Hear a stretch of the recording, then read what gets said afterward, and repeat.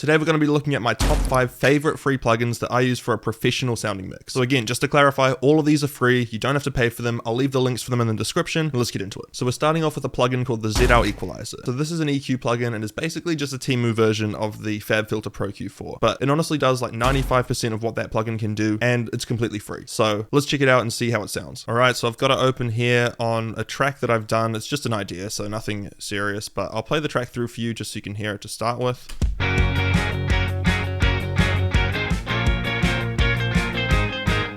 So you get the idea, and basically what this plugin can do is it just works like a normal EQ. So you've got, I think it's 16 bands. So if we double tap here, we've got a band, and you can obviously boost or reduce gain in certain areas. And let's say I wanted to add a few more different sort of boost and cuts, I could. And down here, we've got our steepness of the slope. So let's say I wanted a high pass filter in the low end, as you would do for vocals a lot of the time. I can change the steepness here, and I can pretty much have it as a brick wall as well, so straight down, which is super useful. And this is something that some EQs can't actually do, so it kind of matches it in that sense. So let's just have a look now and see what it sounds like with and without the changes on this one. So this is before, and then after. So you can obviously see it's having a relatively big effect.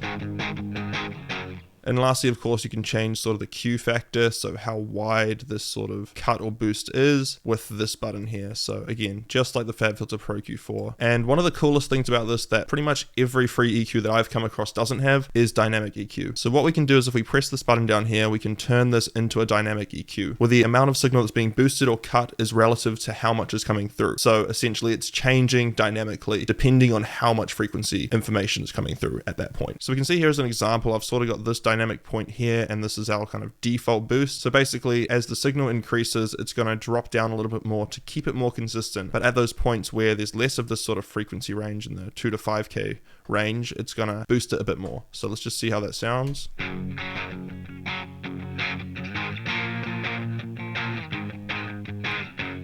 If we really accentuate it, you can see it's working there. So that feature there again is something you pretty much don't find in any free EQ, and that's what separates this one with all the other free EQs out there in my opinion. So really cool plugin, really useful, do check it out. So number 2 on this list is the Analog Obsession LALA. So this is a compressor, and it's modeled on a tube compressor, which is a much more sort of smooth and natural sounding compressor, as opposed to something that's really hard and aggressive like the 1176. So basically this is again a copper version of the LA2A, which is a super popular tube compressor, and a lot of professional vocal mixers, you'll have that plugin on in chain with the 1176. So you've got the 1176, then the LA2A, and this essentially replaces it for free. And it does a really good job at it too. Now, Analog Obsession have a lot of great plugins as well, and I'm not affiliated with them or anything. It's just they probably provide some of the best free plugins that I know for a range of different effects. So I've got the plugin up here, and let's just see how it sort of affects the sound of this guitar as well. So we'll start with it off, so it's just the normal sound. If we turn it on, you can see it's got a bit more presence to it. It's really kind of making that sound a bit more consistent. Obviously we can turn up the peak reduction, and it will really pull those peaks down and turn the gain up to make it more consistent again. So again, before and after.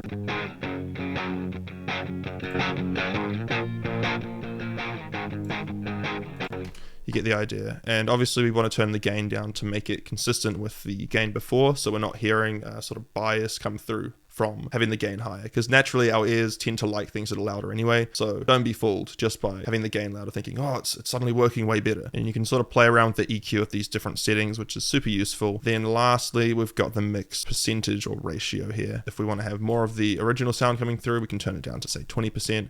If we want to have a lot of that new sound coming through, or all of it, we can turn it up to 100%. So pretty simple compressor to use, but super useful and definitely one to check out. Now the next one on the list is a saturator. So this is the Softube saturation knob, and this is an awesome plugin for getting that sort of gritty, distorted sound and really getting those harmonics and presence of your sound to kind of push through. So again, let's listen to it on this guitar and see how it sounds. I'm going to start with it off again so you can hear that difference. So if we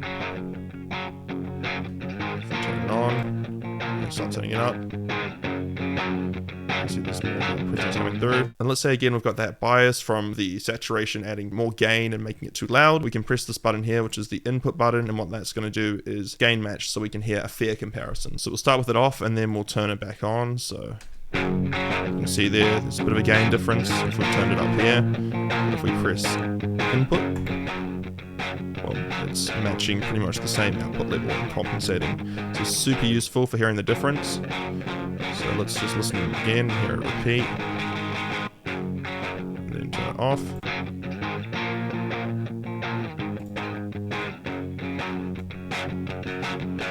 Really hear it starts to add a bit of grit in that punch, especially when you're turning it up to this point. But you gotta be careful, you don't want to add too much or else it's definitely gonna start adding way too much distortion, and we don't want that to happen. So be careful with this one, but again, super useful for getting saturation, getting that punchy and gritty sound if you're looking for that. You could even use it on drums. Even a little bit of clipping in drums tends to be a bit more natural sounding to our ears, as when drums clip, since they're not essentially pitched sounds, we don't perceive distortion in drums the same way as we perceive distortion in a guitar. So in drums, if you have a little bit, it's not going to make a huge difference, and if anything, it makes the drums a little bit more vibrant and colorful. So that's something to consider as well, but I would recommend using an actual dedicated clipper plugin for this. It does a better job than just distorting the drums. But again, you can try it and see what works, see what sounds best for your mix. One thing I just wanted to mention was that I have a list of paid and free plugins that you can find in my Music Production Academy, so I'll link that in the description. It's completely free. This is a list that I've compiled from hundreds of hours of trying different plugins and seeing what's worked for me over the past few years. It's got all my recommendations for every effect. Hopefully it helps you and saves you a lot of time trying to find all these plugins that are my favorites and the ones that I think are the best on the market. And even if you're not that interested in the plugins, feel free to check out my Music Production Academy anyway. It's a great space for producers to sort of be in a community to help learn from each other. I'm posting video tutorials, templates, and all these different resources in there that can help you with learning how to mix and master. So feel free to check it out. The link's in the description, and hopefully I'll see you inside. So plugin number 4 on this list is the Valhalla Supermassive plugin. Now this is an amazing plugin for getting interesting reverbs and echo that you don't usually get with other reverb or delay plugins. And you can essentially tailor it to whatever sort of reverb you want. That could be a really tight plate or a really expansive and large hall reverb. It basically does all of it. Valhalla are a huge company for reverbs. Their plugin Valhalla Vintage Verb is probably the best reverb plugin out there in my opinion. This almost does the same thing, and it's completely free. So it's a no-brainer to get this one. Let's just have a look and see how it sounds. So I'm going to use the drums this time to sort of emphasize how it affects multiple sounds at once. So I've just changed to a preset called Reverb 2000. Now this does have a lot of experimental effects in it as well, just remember that. So some of them are going to sound pretty crazy, but again, if that's what you're going for, then 100% try those out. But generally I'd stick to sort of the reverb presets and then start with those and then work around them to find what sort of reverb I like the most. So we'll start with it off,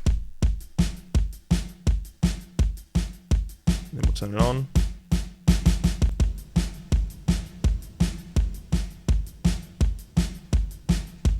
So you can see even with just 12.2% of the wet signal coming through, it's still got quite a big effect. So you don't want to use too much of it, again, because it's called Supermassive for a reason. It's got these huge expansive reverbs, but if you do use it right, it sounds so good, and it's a really realistic reverb. And something else you can do on this plugin is adjust the delay and the warp factor. So the warp adjusts the delay lengths relative to the delay setting, so you can make these sort of inconsistent delay lengths, and then of course delay is just the delay time in milliseconds. And you can even adjust the width of the stereo image as well. So this is really cool for either having a really wide reverb or a really narrow reverb, which not every reverb plugin you can sort of have that functionality in. So for a free plugin, this is pretty amazing. Highly recommend this one. So the final plugin on this list is the Ozone Imager 2. And this one is a stereo imager plugin. So you can use it on your master, you could use it on drums. You can basically use it on whatever track you want to extend the stereo width of and have it using that whole space rather than just being narrow. So I'm going to use it on my drum bus again, as that tends to be where I try to get the stereo width the most. And then occasionally I'd use it on my master as well. So it's a really simple plugin. It shows sort of a sample of where the sound is being distributed in that stereo field, which is super useful for actually seeing what's going on. And then you've also got this width button, so the more you turn that up, the more width it has. And then lastly, the stereoize button, which is sort of an algorithm they use to synthesize that side channel content, as it says there. It's sort of changing the delay time and just how the stereo width sounds in general. So let's just give it a listen before and after again. So I've got it off to start with.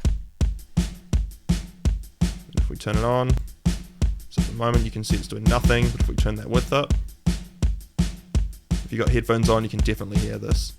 It's making it a lot more spread out, and we can sort of change what it looks like as well. So there's 3 different sort of ways of looking at it. And then we could even make it more narrow as well. So much more central, if that's something you want to go for. Usually with drums, I'd want to sort of extend it though. And then if we turn on that stereo button there as well, we can sort of see it has a different effect. So it sort of changes the sound. And since that kick is quite powerful there, I don't want to use too much of this, as it looks like, or it sounds like it's starting to clip a little bit. So just be careful with that one too. But again, you can change the algorithm, so it's got 2 different types, and sort of mess around with it and see what sounds best to you. So we'll just listen to that first one as well, just for reference. And then the second one. You can see it does sound slightly different. I'd say this one sounds a little bit more high-end, or has a bit more high-end presence compared to this one, which has kind of got more body to it, to be honest, as well. So 2 different types of algorithms there, which slightly affect the sound in different ways. So that's all the plugins for today. Now, again, if you do want to check out my Music Production Academy, I've got that list of free and paid plugins where you can find plugins for every single effect that I could think of. It's basically all the plugins that I think are the best from using them on my own mixes. And if you are new, do like and subscribe, as I'm going to be putting out more videos in the future, and I post daily shorts giving tips and advice as well. So feel free to check those out. And until then, hopefully I'll see you in the next one.